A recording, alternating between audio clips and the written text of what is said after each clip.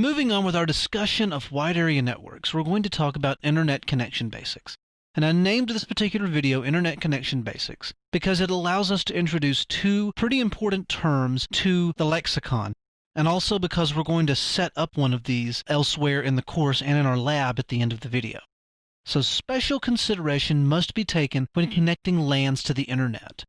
First and foremost, if you've set up your LAN right, your inside network will have one of those RFC 1918 non-routable private IP addresses, the 10 dot or the 192.168, and so on and so forth.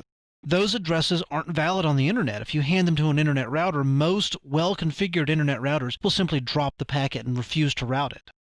The other reason you have to give special consideration is that most ISPs assign a small number of public addresses to a business, and you have to use that very small address space to connect multiple internal hosts to the Internet.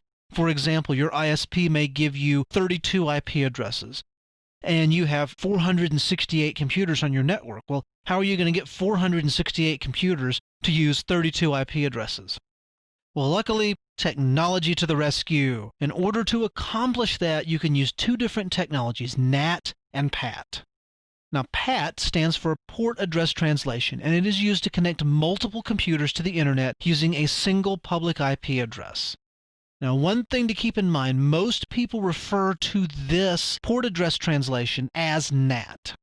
And this includes people that probably actually know better. When most people, myself included, use the term NAT, what we probably usually mean is PAT, or Port Address Translation. And you'll see the difference between the two in my little network diagrams that I've got here in a couple of slides. But just remember that PAT allows you to connect multiple computers through a single IP address. NAT, or Network Address Translation, is used to map an address on one side of a network to a single address on the other side of the network. So it's a one-to-one relationship. You're translating one network address on one network to the same network address on another network.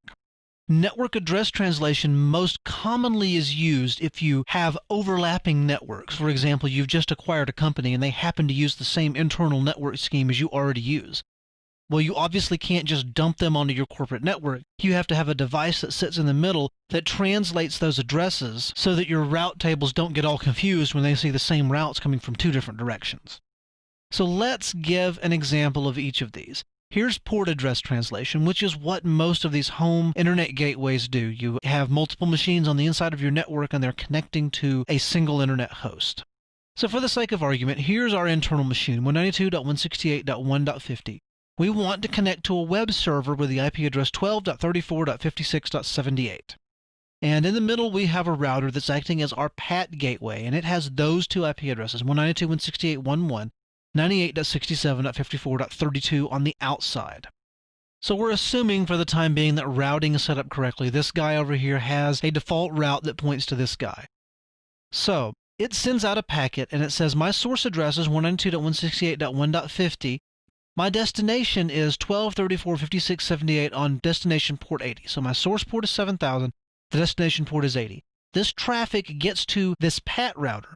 This router says, well, I need to translate this traffic so that it all goes out this one single address. So this router rewrites the IP header and says the source address is 98.76.54.32, this actual honest-to-God, out-on-the-internet address. The source port is 7111. And it does not change the destination address because obviously that's a valid address and a valid port number.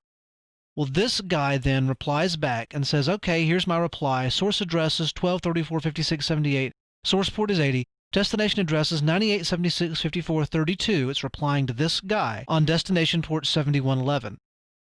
This router sees the traffic coming back from this host on this port and says, well, I've mapped this 7111 to port 7000 on this IP address on the inside.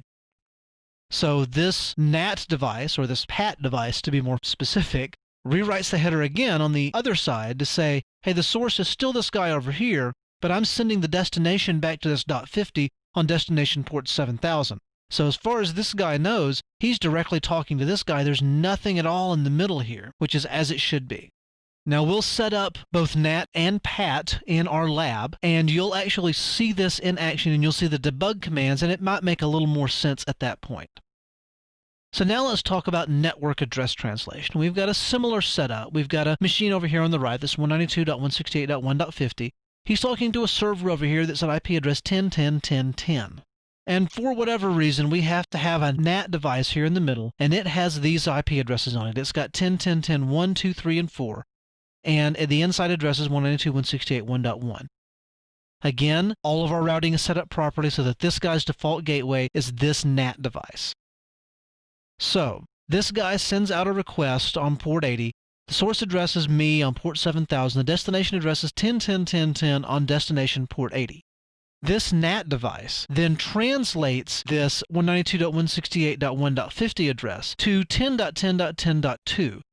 So it changes the source address to 10.10.10.2. It does not translate the port. The source port is the same on both sides of the connection. The only thing that changes is the network address.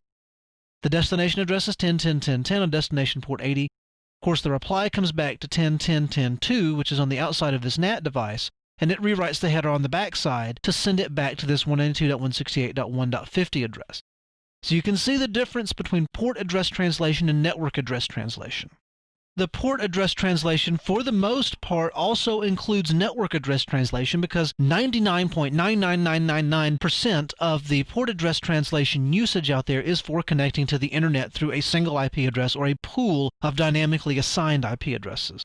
However, network address translation does stand alone because all it does is modify the network address. I use this on my current job where I have a policy set up in a Cisco ASA that says if you're going to this remote host that's on the other end of a VPN tunnel and you are connecting to it on port 80, then I'm going to NAT your address to one of these agreed upon addresses that the other end will accept as valid connecting addresses. So NAT does have its place just like PAT has its place, and we'll see both of them in the lab. But for now, this concludes our discussion of Internet connection basics.